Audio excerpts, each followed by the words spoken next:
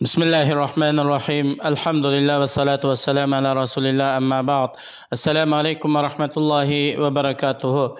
Hürmetli ustazlar ve kırındaşlar, bugünkü dersimiz Peygamberimizni to'ning degan darsninki 4. bölümü. Peygamberimiz sallallahu aleyhi ve sellem raqiqul qalbi mali'un bir rahmeh. İza semi'a buka'a as-sabiyye fi's salat, tecavvaza fi salatihi mimma ya'lam min şiddeti vecdi ummihi min bukaihi. Peygamberimiz sallallahu aleyhi ve sellemninki dili intayin yumshaq, mehr muhabbatga to'lgan.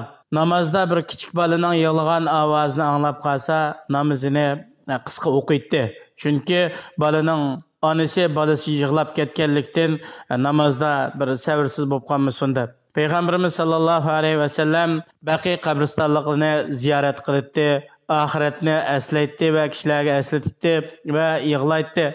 Peygamberimiz sallallahu aleyhi ve sellem o'zining o'g'li İbrahimni iniga onasining yindiki vaqtida, ya'ni imayotgan buvoq kasal bo'lib qolganda Peygamber aleyhisselam ziyorat qilib kelgan. İbrahimni Peygamber aleyhisselamning quchog'iga olib kelganda Peygamberimiz sallallahu aleyhi ve sellem uni suyib, uning puroqlarini purab, uningga otiliq mehri bilan nihoyatda mehribonlik qilgan. İbrahim vafot bo'lgan vaqtida Peygamber aleyhisselamning ko'zlaridan taramlab yoshlar quyilgan va Peygamber aleyhisselam bundoq degan: "Innal ayna tadma vel qalba yahzan ve la naqulu illa ma yarda robbuna ve inna bi firaqika ya İbrahim la mahzunun." Muttafaqun aleyh. Haqiqatan ko'z yosh to'kidi, qalb bearam bo'ladi.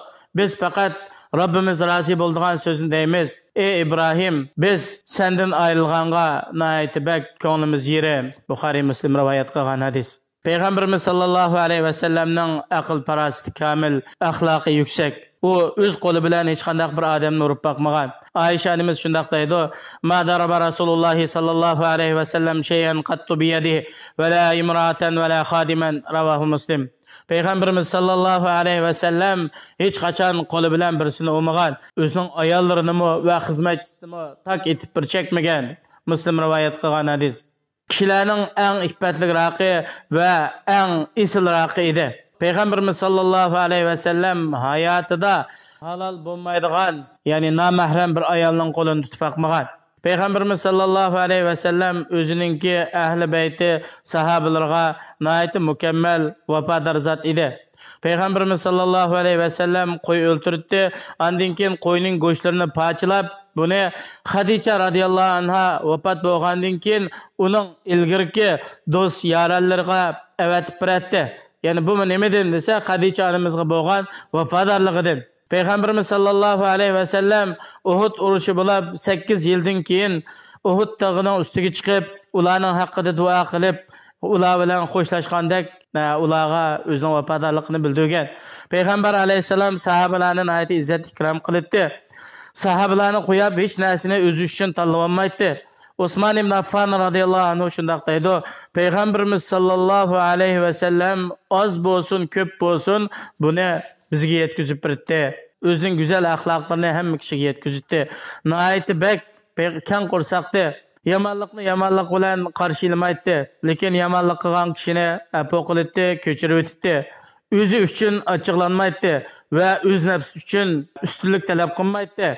Bir arabiy saraliq odam Peygamber aleyhisselamdan mal talab qilib, Peygamber aleyhisselamninki chapinning yoqasidan tatib, shundoq surgan vaqtida chapinning yoqilari Peygamber aleyhisselamning gardiniga iz chiqarib o'tgan vaqtidami, Peygamber aleyhisselam uningga kulimsirab qo'yib, buningga so'rgan mollarini biringlar deb so'rgan narsani bergan.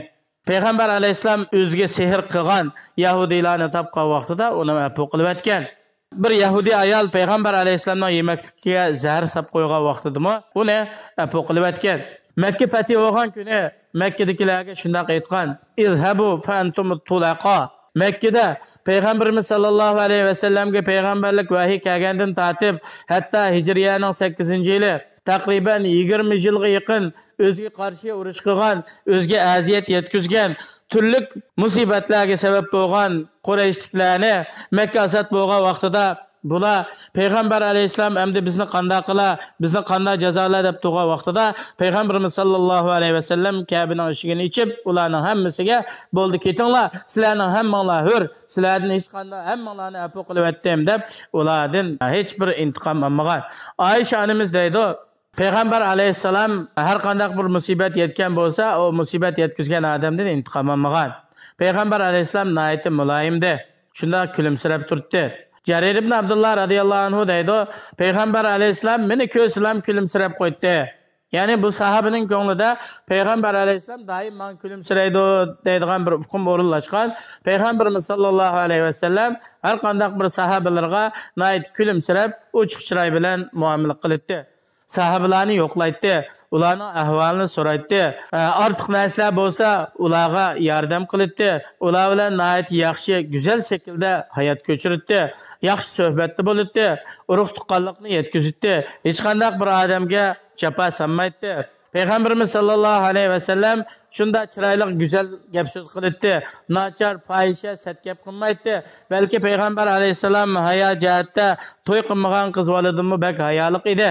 Peygamberimiz sallallohu alayhi va sallam o'zini ko'kka ko'taradigan, maqtaydigan so'zlarni yaxshi ko'rmaydi.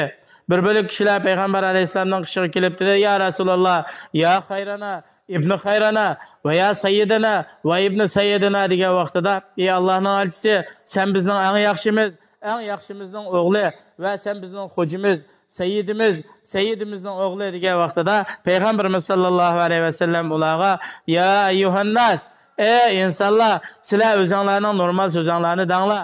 Shayton sizlarni bak tuvanga tushirib etmasin. Men Muhammad, Allohning bandasi, Allohning rasuli. Allah meni qo'ygan o'rinning ustiga meni bak ko'tarib o'tishinglarni men yaxshi ko'rmayman. Meni faqat Abdulloh va rasuluhu, Allohning bandasi, elchisi desangiz shu kifoya qiladi. Imom Nisoiy rivoyat qilgan hadis. Peygamberimiz sallallohu alayhi va sallam bir mehmon kelib qolsa, ortiq takalluf qilmay, bana chiqib birga yetdi. Yo'qni talab qilmaydi. Sahabalarning hammasini yaxshi ko'rdi. Sahabalar Peygamber aleyhisselam söz qilsa so'ziga quloq soldi. Bir ishga buyursa darhol bu ishni ijro qilishga aldiraydi. Anas radıyallahu anhu deydi, "Menga Peygamber aleyhisselamdan bak yaxshi ko'rguchi bir inson yo'q." İmam Ahmed rivoyat qilgan hadis. Allah subhanahu va taolo har birimizni Peygamberimiz sallallohu alayhi va sallamni chin dilimizdan yaxshi ko'radigan, sunnatlarini amaliyatimizda o'zlashtirib ado qiladigan va Peygamber aleyhisselamning yo'lida mangadigan yaxshi kishilarning qatoridan qilsin. Assalomu alaykum va rahmatullohi va barakatuh.